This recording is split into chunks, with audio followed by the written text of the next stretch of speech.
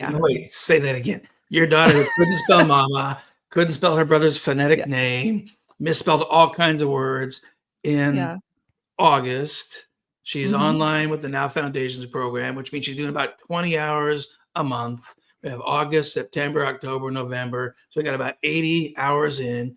And December, which is only about 90 hours of instruction, she's in the finals of a spelling bee. Yeah.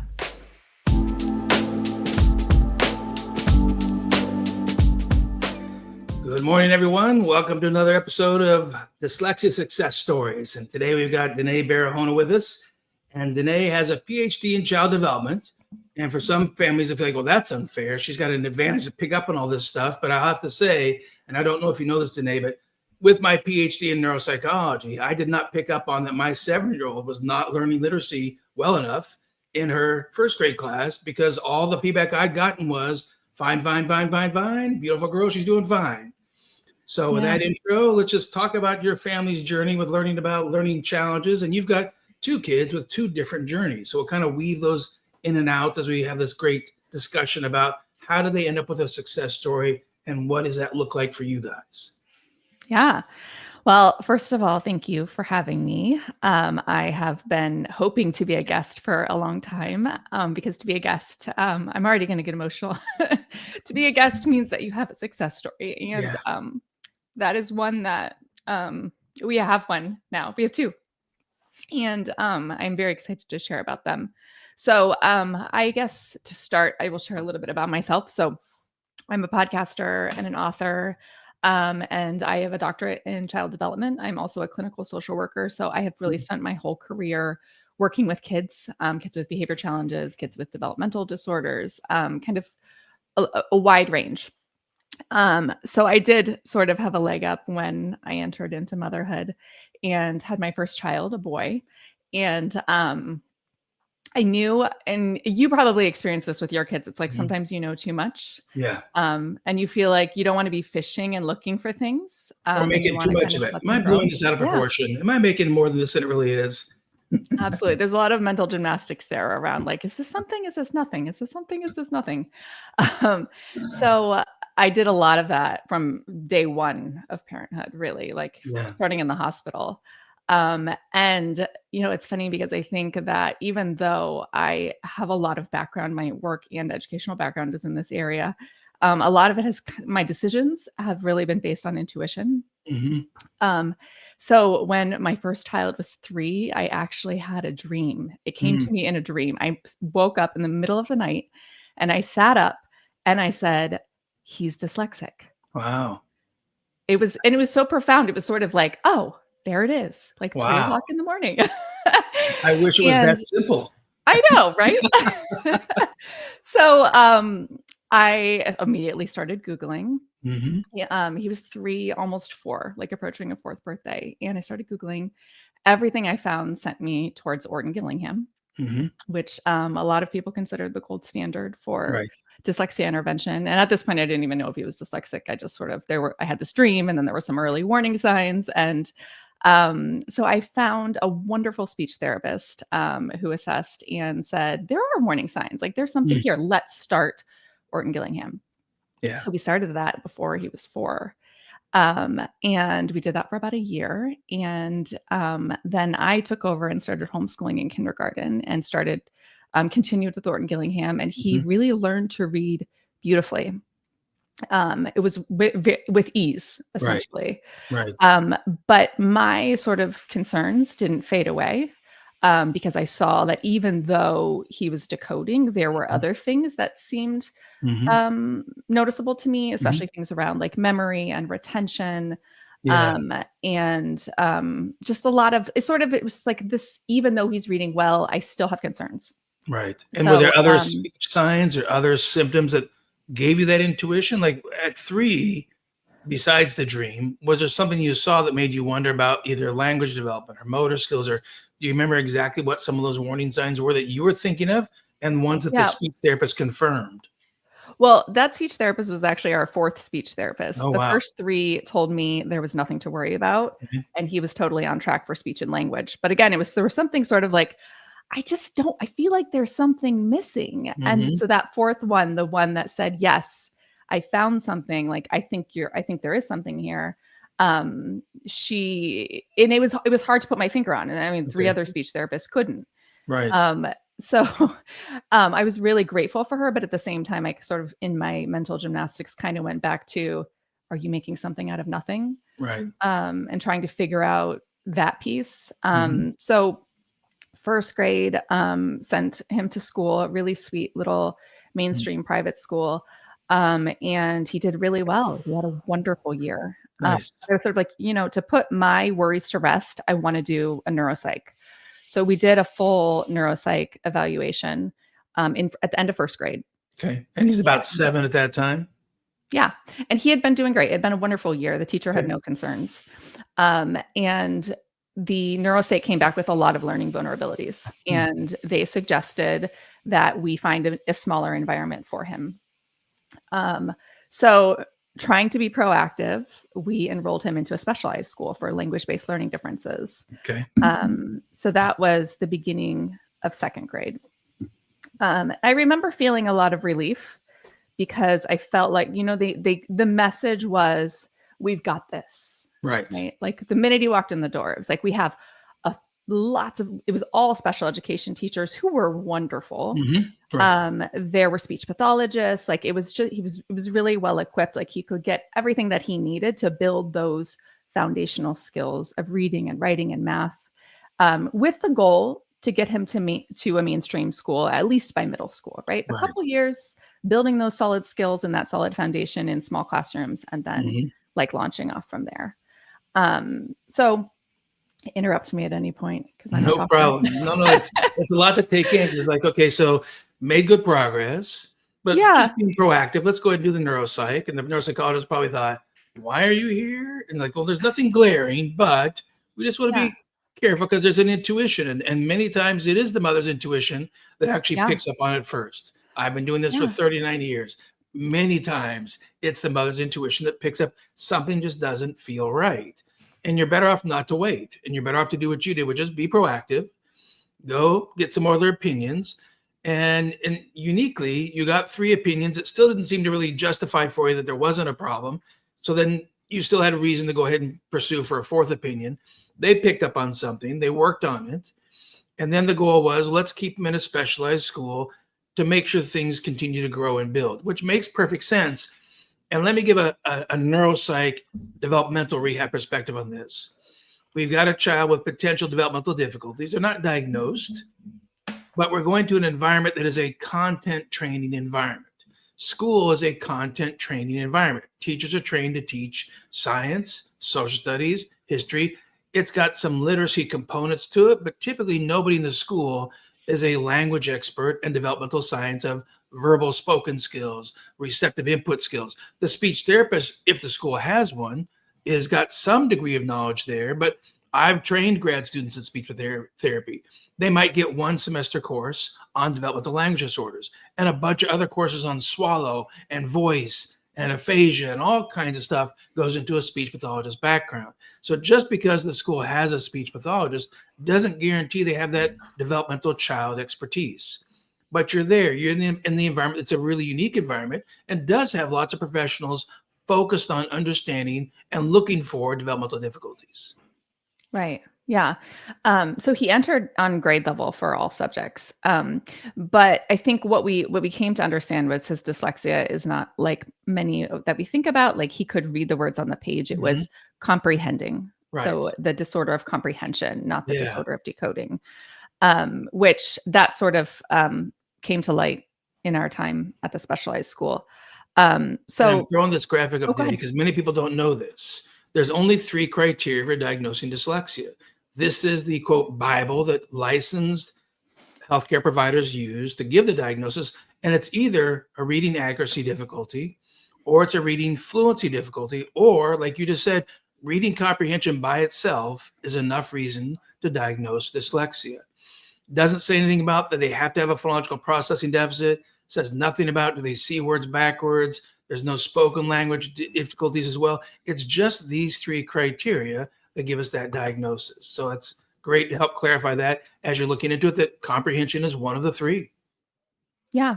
Well, and receptive and expressive language were things that were challenging from an Right. early age, right? And so that sort of diagnosis of dyslexia with reading comprehension challenges sort of kind of jives with Hmm. the expressive and receptive language disorder. Right. So, he entered in second on grade level for everything. Second grade was pretty good there. Third grade, hit the ground running. And my daughter was in first grade at that time, and she, totally different kid, as they always Hmm. are, super, super verbal, um, really like seemingly from linguistically very talented kid. And, when kids are growing, you're kind of basing their sort of academic potential when you talk to them like, oh, this kid is very bright or this kid is not very bright. And a Right. lot of that's based on how they talk to you and Hmm. how they present from a language perspective. So if you met this kid, you'd be like, wow, like she talks really well. So I had thought that she was going to be kind of good to go when it came to academics because she seemed Yeah. so bright. The easy one. And You got a yeah, challenging one, but you got an easy one. Okay, we can handle it. yeah. Yeah. So we actually, in kindergarten, she hadn't really learned to read yet, like a little bit she had learned, but it was kindergarten. So I wasn't really that stressed. Although because I'm a type A mom, we did some testing on her, Hmm. and her IQ score is super high, high Hmm. potential. Her academic scores were kind of low. Well, they were Hmm. pretty low. So there was a gap there in kindergarten, but it was kindergarten. So I'm like, I'm not Right. going to stress. But what I am going to do is over the summer, we did a lot of intervention. Hmm. So she did 4 times a week. She did Organ Gillingham intervention Wow. the summer between kindergarten and first. The beginning of first grade, probably like second month in, got a phone call from the teachers, and they said, "Yeah, it's not clicking for her." Wow. So then it's like wow, like Yeah. again, like how is this happening again? Right. So we Especially when you started, thought you're proactive, you're yeah, getting a hold of it, you got an didn't early see it start coming. to it. And what most people don't know is we did a 5-year study with 5-year-olds, and we picked out 5-year-olds in the bottom 12% on pre-literacy skills. That is your phonological awareness, your rapid naming, your letter name knowledge. And we proved without a doubt that if we give you nothing or we give you a little extra one-on-one time, and not just for a small amount, these kids got 20 minutes a day, 4 days a week for 2.5 years, doing whatever the method was the teacher's using, they got it, but they got it one-on-one. And the third group got an Norton-Gillingham phonics approach, the multisensory phonics. I call it multisensory phonics memorization, because there's all kinds of rules, all kinds of structures. And the studies show that those three groups had no difference in the outcomes. Doing nothing, give them 20 minutes a day of extra work for 2.5 grades, or doing or G-type phonics 20 minutes a day, 4 days a week for 2.5 grades, 25 to 40% of them would not pass kindergarten and first grade. And so most people don't know that there's not solid evidence that phonics at age 5 is really going to be addressing the core difficulties. So Yeah. that seems like then they came back to you and said, this is what's happening. It's not clicking. Yeah. Well, and I think they were surprised to hear over the summer that we had done intervention because Right. there really hadn't been progress from kindergarten to first. Right. Um, so we immediately started her in intervention with a wonderful Orton Gillingham tutor, and she did 2 years, between 2 and 3 times a week, every week, and she Mhm. made wonderful progress. And Good. she responded really well. She got about to, I think her reading scores were in the 75th percentile. Okay. And I actually I applied her last year to our local dyslexia school because I Mhm. was sort of like, I wasn't sure she had made great progress, and they showed me those scores, and I'm like, she's doing really great. Okay. Um, so I think that even though she had made really great progress, she was still not feeling great about her Mhm. progress. Mhm. She was coming home from school crying that Mm. she wasn't smart enough. And then you know why And she felt that way? What was giving her that kind of feedback? yeah, I think she was doing a lot of comparing to her peers. Okay. I also think it was because she was so bright and capable, Mhm. but her output, like what she was able to read and what she was able to Right. write, was Right. not up to what she felt like she was capable of somewhere. I think there was a connection Got for it. her. So even though she didn't get into the dyslexia school because her scores were too high and Mhm. she was really reading above grade level at that point, it still just didn't feel like she had sort of gotten to the finish line. Right. And she couldn't spell at all. Like she couldn't spell her brother's name, which is phonetic. She couldn't spell mama. Yeah. Now that is a really key point, because I actually had a mom just talk to us recently and say, I want to put my kid in the online nowprograms.com services, but my child has already been remediated for dyslexia. We don't need to do that Now Foundations program. We're going to jump to the next program, go straight to Comprehension. And I said, well, that's wonderful. Let me explain to you from a developmental and neuro rehab neuropsych perspective what remediate means. You're telling me no trouble with decoding accuracy, no trouble with fluency, no trouble with comprehension, and absolutely no trouble with spelling. And there's no expressive or receptive language difficulties. If those 6 things are working well, then I'll believe you that it's, fully remediated. But let's go ahead and just do the screening anyway. And lo and behold, yeah, just like you said, the child couldn't spell.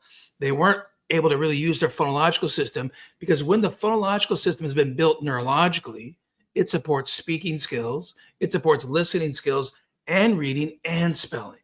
When the phonological system has been band-aided by what we call a print down to speech, and that's what all phonics programs are, not just OG, but every phonics program, even one that's called EBLI, that says it's speech to print, but it actually goes to letters first. All programs that go to letters first are what we call print down to speech. And so you're not going to get the same impact because you're not building that whole neurological system of that phonological processor. So that was really helpful to see that your daughter still couldn't spell. Yeah. And it was baffling, really, that words she would see all the time that she wasn't able to spell. So that part, and I feel like I was listening to her read aloud, and she would make a lot of errors still, even though Gotcha. she was reading at or above grade level. Right. So I felt like in one way, like when she started intervention, some of her scores were in like the 10th to 15th percentile for reading. Wow. So we got her to the 75th or 80th percentile, and I thought that like that was going to be good enough, but for her, like it just she wasn't ready. She that wasn't her finish line. Right.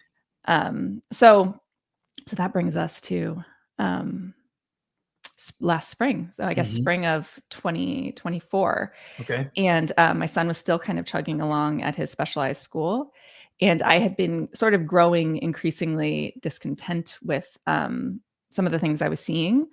A lot of the same work coming now. He had been 2 years of I was seeing a lot of the same work. Yeah. A lot of the writing. The teachers didn't like this, but I said it looked like Mad Libs. He was kind of like filling in the blank and then recopying sentences. And Yeah. I had emailed a teacher and I said, this looks like Mad Libs, which I didn't mean to be offensive, but I think that didn't come across so well. That's all I could compare it to was he was filling in the blanks and then rewriting the full sentence as if it was his own sentence when it was a teacher created sentence that he filled in the blanks on. So I sort of questioned this because I had been seeing this for a really long time and sort of saying, when he brings work home, which of these sentences are his and which of those are not his, because I wouldn't call those his sentences. And this was spring of 4th grade. And I kind of got this lengthy explanation about why he can't write a sentence. Wow. And that really alarmed me because I pulled out his journal from the beginning of 2nd grade when he entered the school, and he was writing really sweet little sentences and paragraphs when he started there. And now we're 3 years later and they're telling me that he can't write a sentence. Wow. So we were up for our 3-year IEP review. Even though we weren't in the district, we kept the IEP in the event that we wanted to go to the district. Our district doesn't have a great reputation for special education services.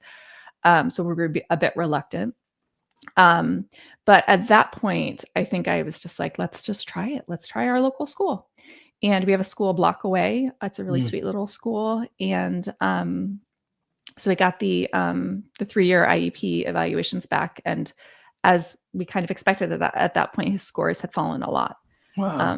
In the past several years. Not even maintained, they're actually lower than they were before, which is partly understandable, which is when you have peers who are progressing at a typical rate and you have a child who's progressing, but the rate is at a lower slope, basically say that 2 diverging lines over time just get farther apart. So it's going to make his scores lower on standardized testing because he's not learning and taking in the new skills at the same rate the same age peers are. And some people will say, well, that's fine. Everyone's different. Well, but no, it's not, when there's not any really neurological or damage reason why they wouldn't have the skills growing.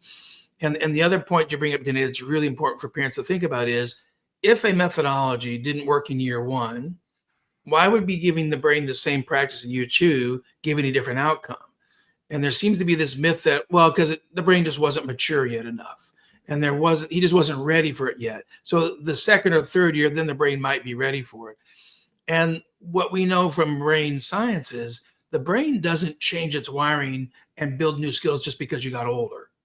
The brain builds new skills in one way. It's called experience-dependent plasticity. The wiring is dependent on the experiences you give it to build new connections or to keep just kind of rehashing the same ones you've tried to build before. And so typically in neuro rehab or developmental neuropsychology, you're looking for, okay, what are we missing? Because we're trying to do work at this level and he's not getting it. What's the level we could do down here? How could you break it down? And what's the order and the practice and the sequence? And this leads us to this thing called the science of reading. And I have this really powerful analogy for educators to think about the science of reading. The science of reading is like if I give you the list of ingredients for Betty Crocker's yellow cake. Here's all the ingredients she used, but I'm not going to tell you the recipe. I'm not going to tell you what she mixed or how much she mixed or when she mixed it. And do you think we're all going to get everyone making really great cakes? The answer is no, because everyone's guessing different amounts. And so when we give people a little bit of information, but not a tested and proven methodology, we still leave teachers to have to guess. And that doesn't put your child in the best chance for progress. Yeah. Well, and the teachers at this school were wonderful and lovely, but they didn't have the recipe. Right. And I think that's kind of where it finally all came to a head. And so we tried to put him into our local school and our neighborhood school, and they said no because of the deficits at this point were too big that they would have to bus him across town to another school into a special small classroom with third, fourth, and fifth graders. And he was going to be a fifth grader at this time. So he'd be like the older kid in this class with kids with severe needs.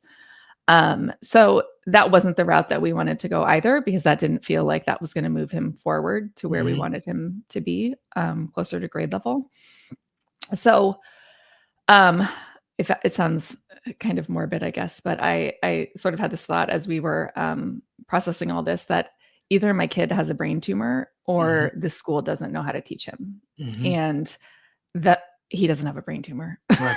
No, Like, no other symptoms and I never really this. thought that he did. Like, Yes. it was never like, it sort of occurred to me briefly, and like, that's not it, Right. you know. And but again, like the teachers are lovely, Mhm. but the instruction wasn't evidence based for learning Right. disabilities. They were just slowing everything down. Mhm. And more repetition, more Yeah, frequency, more review, which is basically more of the same. But again, it's not a proven recipe. So your chances of success are chance. It's a 50-50 yeah. chance. So I started digging deep into the deepest depths of the internet, and somehow I found you. Not that that's where you are, but it was just sort of like I was reading everything I could get my hands on. And so we found the Morris Center and we called, and I had a call with Jean Marie, who's Mhm. lovely. Yes. And she said, you should talk to Dr. Conway. And so my husband and I had a call with you, and you said a lot of things that you could do that I, as a professional, really didn't think that you could do. Things like improving memory and retention and processing and Mhm. all these things. And I'm like, in my scientific brain, I'm like, none of those things are possible. Everybody knows that those things are not remediatable, if that's even a word. Yep. They're Um, but hardwired. The memory is what you got. yeah, The yeah, processing speed is what you got. Like, but why would we think that? Because you can change all these other skills. You yeah, can become better in sports. You can become better in music. All these other skills can advance with training and progress. But somehow we've gotten this modern knowledge base, like you say, everyone knows you can't change memory, but that's actually not true. And everyone knows you can't change processing speed. Well, that's not true either. If you couldn't change processing skills, OTs as a profession would go out of business. But they change processing skills all the time. So I completely understand. And here's the ironic piece from my side. In these conversations with parents, especially the first time, I'm trying to underreport what I know we can do. If I tell you on day one all of what we typically accomplish and how much, then people really think I'm selling snake oil because it's Right. just it sounds way too good to be true. And Yeah. we're actually trying to give you, we can change these skills, but what we don't know is how much for this child until we see the data. And what's Yeah. the potential? How far is there that you might be able to go? But so I completely respect that you've shared that. And I hope the audience understands it's a challenging situation for both of us. One, we have years of peer-reviewed data, not only with kids, but with adults who have brain damage. We change reading skills with adults who have brain damage. We change memory skills for adults who have brain damage.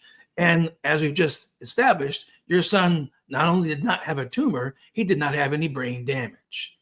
But it's still hard to take in. Yeah. Well, and so David and I got off the call with you and we sort of looked at each other and said, well, I know I said to him, I was like, I don't think he would say those things if he couldn't really do them, because I think that the internet would be on fire right Yeah, now if like exactly. you were out there saying those things and you weren't delivering on them Yeah. for decades and decades. Yes. So part of me was like, I think there would probably be like multiple lawsuits and people very upset with you if you were telling them things that you couldn't actually do. Very So, true. Very true. Unless, um, and I'm going to say it's because somebody's doing this. Unless I was one of those companies who makes their clients sign an NDA that says you can't tell people if it doesn't work.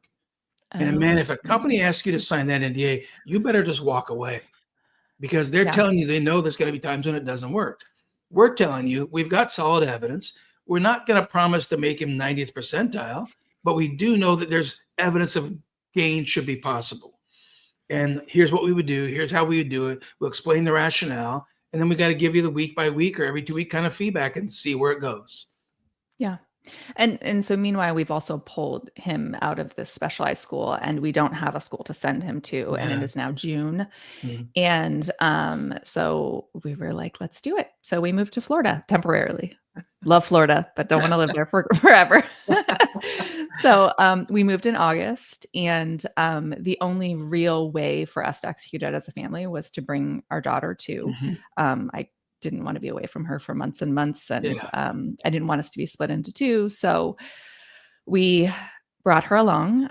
She attends an IB school here, and I found a little IB school Nice. near Jacksonville, and they were happy to take her on for half the year. So we started in August, and my Mhm. husband and I sort of traded off time. We each flew back for work a couple times a month. So a lot of back and forth, a lot of traveling. So he started in August at the Morris Center full time, Yeah. and she started at her school.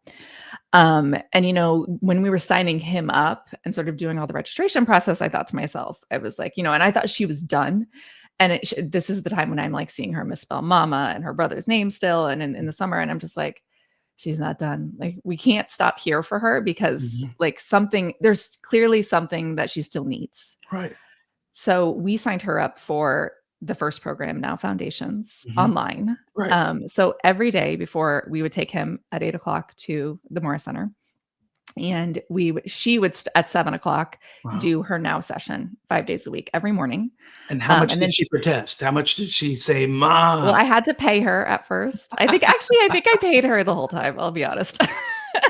So, I paid her $1 a day, so $5 a week, which felt Mhm. reasonable, because I Yes. did need to pay her at first. Like, she really didn't wanna do it, because Yeah. it's hard. Yeah. But that was probably just, like, the first, like, 3 weeks that she really needed the money to do Mhm. it, and then Mhm. after that, she still made me pay her, but but she was happy to get on after that, because she loved her tutor, and Nice. so 5 days a week, every morning, 7:00, she showed up, 7:45, actually 7:42, we all ran and jumped in the car. I took him to the Morris Center, and then I took her to her little school. She made wonderful friends, it was a great study abroad, as I call it. Um, so now remember, she couldn't spell her brother's name in the summer. She made it to the school spelling bee finals in December. Wow. Okay, Yeah. no, wait, say that again. Your daughter who couldn't spell mama, couldn't spell her brother's phonetic Yeah. name, misspelled all kinds of words in Yeah. August. She's Mhm. online with the Now Foundations program, which means she's doing about 20 hours a month. We have August, September, October, November. So we got about 80 hours in. And December, which is only about 90 hours of instruction, she's in the finals of a spelling bee. Yeah. And this is the things, if Yeah. I told you that in the beginning, you'd be like, this guy's really selling it. There's no way Right. my child's going to a spelling bee. Yeah. How did she feel about Well, Um, well, I will say that I sort of kind of prepped her it? before, and I'm trying to be like really realistic because Yeah, spelling has always been a thing that's been really hard, and sort of saying yeah, that, spelling is really hard, like this is yeah. really hard, like you're going to work really hard and do your best. And like in my mind, sort of being like, there's no way, like this Right, can't happen. Like it's just can't happen because of the struggle that I'd seen. And then right. boom, she like Years of moved struggle, me not along. just not a little bit, but Yeah. years of struggle. Yeah. Well, and she had tested when you all tested her when she started, you do a little online test. Mhm, And you had placed her really, she was in third grade now, and you had placed her at a fifth grade level for reading, mhm. which also gave me pause. I'm like, am I really going to put her through this 5-day a week program when you are already telling me she's 2 years above grade level? But again, I think following intuition, I was just like, let's do it. And so we spent 7.5 months altogether in Florida, Mhm, longer than typical, I think. mhm, But we were renovating our house. mhm, So we were also sort of waiting for that to finish during that time. So we didn't have a home to come back to. So we mhm. ended up staying longer Yeah. than planned. But she finished in 6 months, the online program. Wow. And at the end of the online program, she like kind of unbelievably tested on, like, she broke the test. She made it all the way to the end, to the 12th grade level, in reading and comprehension. And she's back now at her homeschool. She's been back since February. So she did a half year in Florida, a half year here, and not a single word about not feeling good about herself. Like she Wow. feels great. Nice. She's confident. She reads constantly. She's Mhm. always reading. And she even told me recently, it was sort of like a revelation she had. She's like, it's weird. Like I can see the words from my book in my head to spell them. I'm like, yeah, it's kind of how it works. There we go. That's part of Well, that all that, spelling system. That's that yeah, visual retrieval, visual recognition. And it's funny because we have this thing in spelling called, yeah, that looks right. I'm like, where does that come from? And it's like, is there yeah, a aha center of the brain for spelling? And it's actually, again, neuropsych, it's part visual perceptual, part visual memory, part visual recognition. People now made up a new term for it called orthographic memory. It's just a part of visual memory.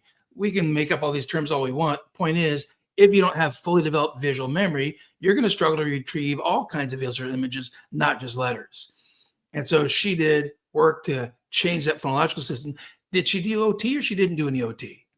she did not. We had her assessed to do Okay. OT. I was thinking about bringing her in since I was like, we're already here. We might as well try it. Right. But we decided not to, because I think it would have meant she might have had to stop at her school and just kind of like Right. done a hybrid homeschool to get the OT in. And no, so she didn't end up doing any OT, but it ended up really working out for her. Yeah. The I think about when we first had her reading levels tested, and they were like in the 10th to the 15th percentile, and her verbal IQ was in the 99th. And Yeah. like, as someone who reads a lot of these tests, I know that that is a very large gap, right? And I Well, remember, let's be honest. It's like the gaps only goes from first to 99th. And if you're at like fifth and right? 10th, there's not much lower you can go. So that's like the largest gap possible. Yeah. So I Yeah. remember the first time I saw those scores thinking like, that's an impossible gap. Like we're never going to get there. And then when Mhm. we got to the 75th or the 80th percentile, I was like, this is amazing. Like, I can't believe we got here. Yeah. And then now that we're at the 99th percentile and her academics are on par with her potential, her IQ, like that is really just, I mean, it's more of your snake oil you're selling over there. Well, it's the power of the brain when you Yeah. understand how it builds, what are the component systems. And this is not me making this up. This is me standing on the shoulders of giants before me. I mean, the physician who started the Moore Center was a developmental behavioral pediatrician first, but also did 3 residencies. She had a residency in child psychiatry, one in child psychology, and one in child neurology. So she was extensively well trained on brain development in kids. And I joined her when her practice was 3 years old. It was 1989. The Moore Center had been open since 1986. And I brought in all the expertise of the Lindemoods with their expertise in the language system, way more than what a pediatrician knows about language and literacy and whatnot. And our knowledge base together, plus one of her colleagues at that time was a Ph.D. speech pathologist, a phasiologist. And that's the expert in the language system after it's been damaged by brain injury. So the combination of all these people working together, we understood and could tease apart all these component systems of what may not be working well enough yet, how to build it and how to integrate it. And that's what I guess drives the snake oil. But more importantly, it gets this child who's got a rock star, scientist brain potential to be, a brain scientist, to be a rocket scientist, and now gets the spelling skills at that level, gets the reading skills at that level, gets the comprehension skills at that level. And now she is operating at her full potential. And if she was a big car nut, whether she was a boy or girl, I'd say, okay, your parents' genetics drove your brain structure and you have a Ferrari brain. Thank them for that. Said, but your parents' genetics also caused you to have spelling in the 1st or 10th percentile. You can thank them for that too. But the good news is you've now closed the gap. Your Ferrari brain engine is now firing on all cylinders. It's up to you to what you're going to do with it and how you're going to apply it. And then you get to see kids unlock what on their sensory pyramid is at the very top called the French term joie de vivre. That's the joy of learning, because now she can do it. And you said she doesn't come home feeling like she's not as smart as the other kids, even though you already knew she wasn't. But her behavior and her performance didn't help her feel that way. But now they do. Yeah. And it's, kind of amazing. And that we were able to finally find that finish line that felt good to her. Yeah. And that she really feels like she can reach her potential now. Excellent. So, and wonderful. So that was in February of this year that we got that news of her finishing the program and really just kind of like knocking it out of the park. And so she came back to her homeschool, and not her homeschool, the school where she originally attended. Yeah. And so she and my husband came back a little bit earlier. And then my son and I stayed on in Florida, and we stayed another 6 weeks, I think, as we were waiting for the house to be wrapped up. And I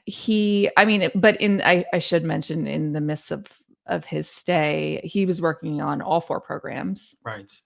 And I definitely and OT and the counseling piece. There's like 6 pieces we're working on simultaneously: coping skills, mental toughness, sensory motor skills, phonological, memory, grammar and writing, math.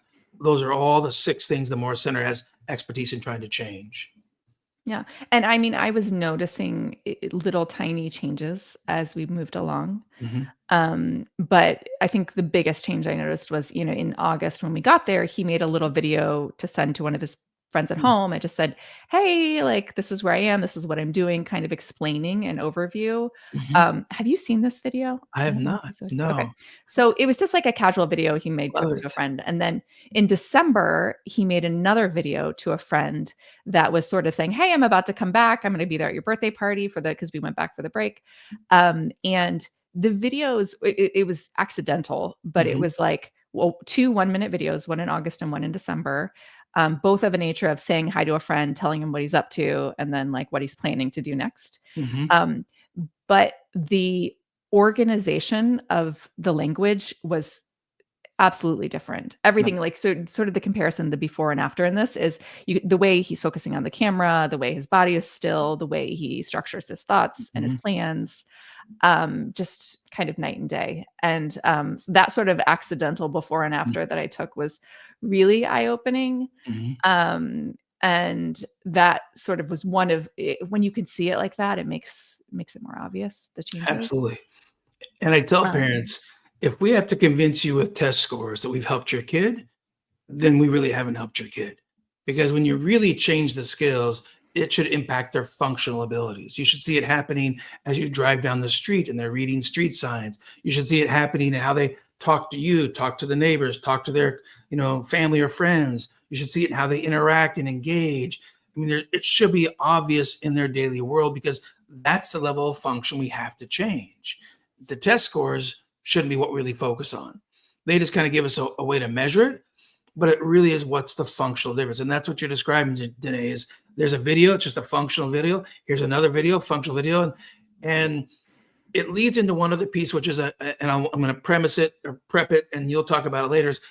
Later on, we have to talk about executive function, because part of what you're talking about is not just organization of language, but it's also executive function and how that comes from these other skills. And I tell people executive function is a slave to language. It's a slave to the memory system. visual as well as verbal memory, and it's a slave to the sensory motor system. If those systems aren't working well, there's nothing to execute on. There's nothing to plan or organize. When you can't use words well, you can't remember information well, or you can't organize your body well to like get through a jungle gym, that's partly executive functions. You have to change these lower level skills first, and then you carry up into executive function. Yeah. Yeah. And I think that is something that's sort of a different perspective on executive functioning than I think Yeah. we hear a lot of times. Yeah. Because we have But it executive makes function coaches. We're just going to train 10 strategies for right, executive function. And those are right, yeah. great. But what if we actually can train the lower level system so the child can do more of it on their own and don't Mhm. need the hooks or the cues or the accommodations or the compensations? They're just more fully functional. Yeah. Yeah, absolutely. Um, so the other thing that I noticed pretty early on during our stay was the improvements in memory. Mhm. It first started, I think, on the drives back and forth to the Morris Center was remembering all the song lyrics, not just the hook. So all the too many song lyrics, maybe. Um, but we started learning the states and capitals. I started working with him after in the Mhm. evening on states and capitals in maybe around February. And that would have never been something I would have even attempted a year ago because rote memorization was just really hard. Yeah. And so we started it in February. We added, I think, like 2 states a day. By the time we were in mid-March, like he was rocking it. Like Nice. it would take 1 day to learn it. He would never forget it. Like it was just like the ability to memorize something like that. I mean, that's not learning states and capitals is not super functional, but Mhm. like as a mom, me being able to see that Mhm. wild improvement in memory Mhm. was really amazing. And so we went on vacation for a week on spring break. Mhm. And while we were at the center and we came back and so we didn't do the states and capitals while we were on Mhm. spring break and we came back and he kind of like sort of balked at getting back to it and doing it Mhm. again. And he was like, oh, like it's been a long time, like just kind of worried that he forgot the Right. things that he forgot because that sort of was how he had felt in the past. Most of his life, And that had been the yeah, experience, is it didn't right. stick. It didn't stick well, and understandably so, and realistically so. He's dreading, "Oh, maybe it's still gonna be like that." And he's gonna have to start from scratch and learn them all over again, Mhm. right? But that wasn't the case. He Mhm. remembered all of them, and I think I was a little worried because of his worry, and I was sort of Right. like feeling his worry. But immediately, like it all came right back. That sort of like Wow. Trenton, New Jersey, Harrisburg, Pennsylvania, like very the verbal association between the states and capitals was very came super easy.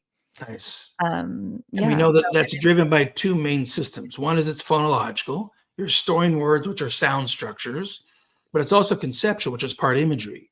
So some kids are using visualization of a map and visualization of objects and cities and their auditory memory. And other kids are using mostly just auditory, but the auditory works better if the phonological system has been really refined and it's more efficient, which means you store words more easily and then you can retrieve words more easily. And that's the science experience or explanation of what you just said is it's still there, it's stuck. He's still got it. He can yeah, retrieve it. yeah. And so that, I mean, that is amazing, just amazing. Because so much of, unfortunately, so much of school, especially in the middle school years, Yeah, is a lot of memorization. it is. And just in life, like remembering like your phone number or like the Yeah. code to get into a door. There's like a lot of little things that we do need to memorize for. And Mhm. for that coming more easily, I think is really a wonderful thing. Yes. And in general, this idea of coming more easily, right? I feel like that's I had a client recently who said, could we work with a child? I one of my therapy clients, could we work with a child on calming down, like or helping to stay more regulated during homework? Mhm. And I thought to myself immediately was, Mm. um, do we need to teach the child strategies to calm down to get through homework, or do we need to strengthen the kids' academic skills so that homework Mhm. doesn't feel so hard? Yeah. And I think that is a piece we're band-aiding a lot of things like that, right? Where we're like, True. let's teach them how to calm down in a difficult situation without thinking about how do we prevent them from getting upset or how do we help to mediate whatever that struggle is so we Right. don't have to put the band-aid on. Exactly. Um, And yeah. for many situations, not always, we have kids with anxiety problems. We have kids with depression. And the question is always the chicken or the egg. They also have these learning difficulties. Yeah. Well, if you don't have a history of a child who's been anxious from birth, then odds are the anxiety showed up later on in the school years, and it's usually a secondary from the school struggles. And we see that as the school struggles, get smaller and smaller, then anxiety comes down and is smaller and smaller. And the same thing with mood, dysregulation, and depression when it hasn't been there from day one, because for some kids it actually is. It's really more genetically driven. And for other kids, it's not that trait of the genetics, it's the state of the environment of school is extremely stressful. I don't do well. I feel bad about myself there. And if people really stop and think, and I tell this to pediatricians, one of our number one main sources of trauma to children is kids who can't read, go to school every day. And every hour of every day, they're shown you can't do it, you can't do it, you can't do it. And it basically beats down their self-esteem and beats down their self-concept and makes the world feel like a very unpleasant, unkind place every hour of every day of every week. And that's a chronic stressor that leads to these other potential secondary pieces. So to be able to tease it apart, I think that helps open worlds of awareness. Then we can know more and do more. Yeah. Well, and I think a lot about, kids with language challenges, processing emotions. Yes. And in the work that I do, it's really hard to teach a kid to manage their emotions when they're not able to think things through in a Mhm. way that is cohesive and makes sense. Mhm. So the improvement in language skills is just so important, not just for executive functioning, but for emotional regulation is technically a part of executive functioning, Yes. Mhm. self-regulation. Yeah, It's kind of all intertwined. But I think it's so the importance of developing those language skills in so many areas for just overall well-being, for sure. exactly. And how about Um, with your son? Has that been progressing? Has he got better awareness of his mood level, his energy level, his regulation level? Yeah, I mean, things at home are really calm and peaceful most of the Mm. time, not all the time, of course. No, Um, it's the but children I from think family. right, exactly. Um, but and I had kind of doubted his progress along the way Mhm. because, once you've been burned once, you kind of expect to be Yeah, burned again yeah. in these aspects. So we and it kind of all came down, unfortunately, it kind of all came down to the test scores. Mhm. And the test scores showed what we had been seeing all along, which was huge progress.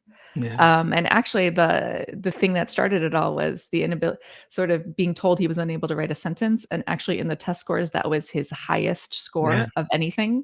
I think his sentence writing skills were in like the 80th or 90th percentile when we left, And so which I I have kind of want I to have to send say to that that teacher. yeah, I have to say that again. So going from a specialty school environment, dyslexia school environment, being told that your son can't write a sentence, which gives you no hope as a parent that these people even believe they can help him learn to write a Yeah, sentence, to now he's writing 5 paragraph essays and his writing skills are above the 70th percent. They're above average. yeah, And the child was not the difficulty. The child was not the problem. It's the knowledge base of the professionals you're dealing with. And it's not the genuineness or the desire to help. Because Danae, my mother is a retired special ed teacher. I watched all throughout her career how much she cared. But she knows today, she's 91. She knows how much she didn't know what to do back then because she didn't have the training, didn't have the programs, didn't have the tools. But she put her whole heart into trying to help every kid she could. So we're doing the educational system a disservice, no different than another analogy for you, okay? If we did not give pediatricians antibiotics, don't care how much they care, don't care how much they want to do a good job, they would not have the tools to even help kids survive strep throat in some situations. Because without antibiotics, we had high mortality rates 100 plus years ago from strep throat. Today we don't. And the difference is we've given the pediatricians more effective tools. This is why my TED talk is called Mixing Oil and Water so everyone learns to read. Oil is the science, water is education, and the two still are not coming together enough to give these schools, give the teachers the truly evidence-based from randomized controlled trial tools, not just a pilot study or not just putting the word evidence-based in the name of your program. That doesn't make it evidence-based either. It's really doing the science to drive the tools so that teachers have the tools to be more successful. yeah, yeah. So it's a success story, I feel like, in our family. Like, I think that we are on a new path. I think before, right, when we pulled him out of the specialty school, the option was we were sort of on the decline, and we would be sending to either the public school to a more impaired program where Mhm. we would expect probably more decline, or Yes. to another specialized school with kids with more significant needs. Yeah. But now I feel like we are on the upswing, and we are looking for a new placement, something with that's more academically rigorous for Mhm. sure. Because he's got the skills to do it. Yeah. And what you just said, Danae, actually mimics why I named this company the way I named this other company. She said, but now we have a different trajectory. And that's why we named it Now Programs, because we knew we could change your reading now, change your spelling now, change comprehension now, change your grammar and writing skills now, and even change that foreign language we call math. It's not a long-term sentence. It's not a life sentence of struggle when you use programs that are either research and or evidence-based. And I can't be more happy for you guys that now you've got a Thank you. double success story. And Right. and even more so that I wasn't selling snake oil. And I jokingly tell my children, and you met my son, I jokingly tell them, your father spends a big part of his life telling people, I'm not lying. I'm still not lying. Haven't been lying for 39 years. And if anything, we're trying to underreport, but also let you know that we have a different knowledge base than typical in the school systems. And so our new venture is we're going to be pushing out more apps to help put more methods, more tools in the hands of the teachers who want to do better. And we've got the new app called Lip Letter Land. It's for the 3 to 6 year olds. The gap is small or not even existing then at that age. And we can begin to wire neurologically with a 6-way multi-sensory design, that early phonological system that if we'd given it to your daughter, we don't think she ever would have struggled to read and spell because we would have built that system so strong so early. Your son, it might take more than that because there are different challenges, different degrees of challenges. But now it's about hearing the success story times two for both of your kids. Yeah. And where is it Yeah. going to take him? The goal is wherever they want to go.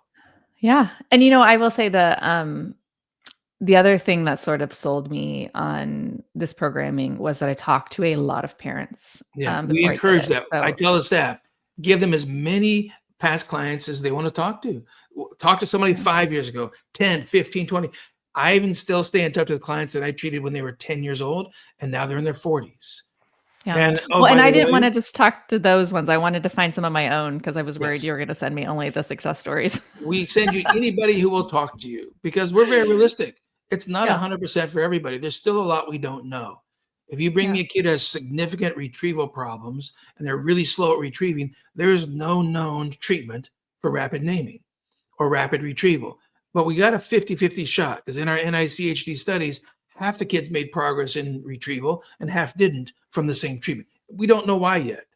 So we try to be very upfront to people and say, we have no promises here. We can't make promises there. We know we can change this to a degree. And then, yeah, we encourage parents, which is why we created all these other channels of here's more families you can talk to.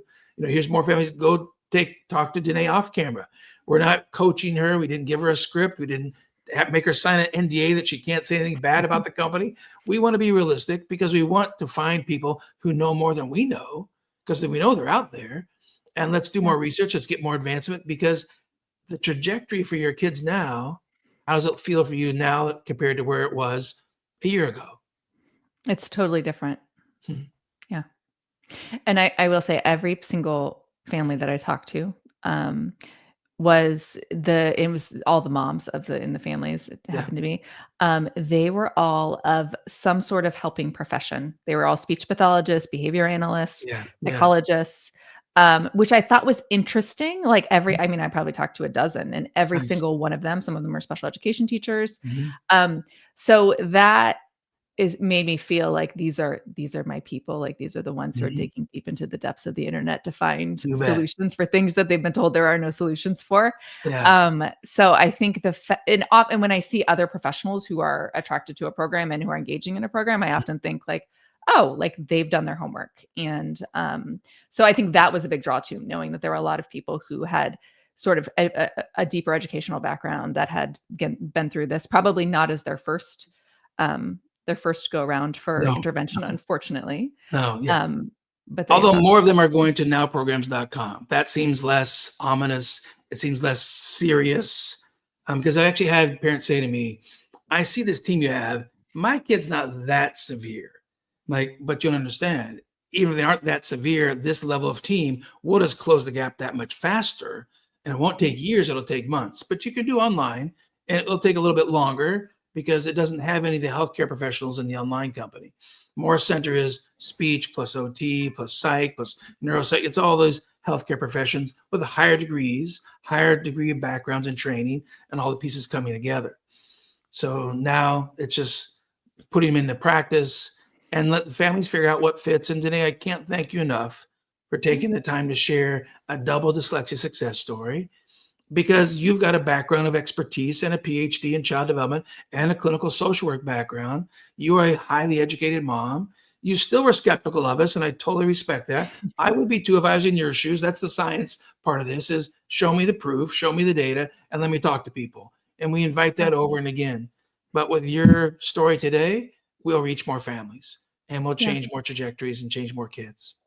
Yeah. My only suggestion maybe would be to change the name of your show. Small change. Just because it feels like more than a dyslexia success story. I feel like that sort of limits like what I would call this, right? Like, I think it's like an academic success story. I don't know. Yeah. Like now brain development success. It's like, yeah. I'm good at telling other people all the things they need to do differently. But yeah, it's I wouldn't call this just a dyslexia success story, because it's so much bigger than that. That's a great point. I appreciate that. Well, I look forward to talking about that on your podcast. So you let me know anytime. Sounds good. We'll jump on the podcast with you. Absolutely. But thank you again. Thank you so much. We're going to sign off, and folks will be back in 2 weeks with another success story of great proportions, much more than just dyslexia. Great. Thank you. Thanks.